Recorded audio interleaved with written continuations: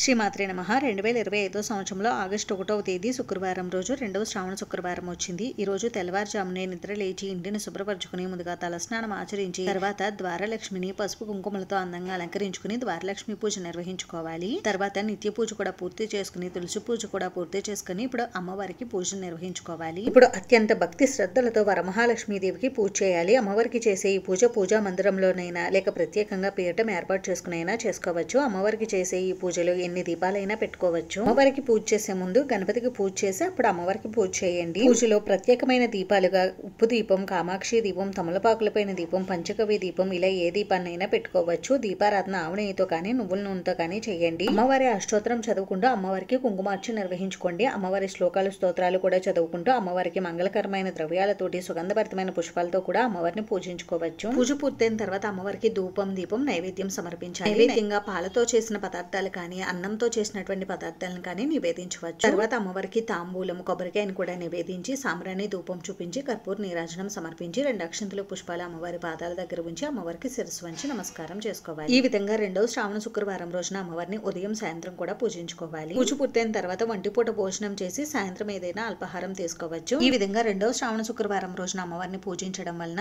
అష్టైశ్వర్యాలు, సిరి సంపదలు, సౌభాగ్యం, సమస్త కోరికలన్నీ కూడా నెరవేరుతాయి.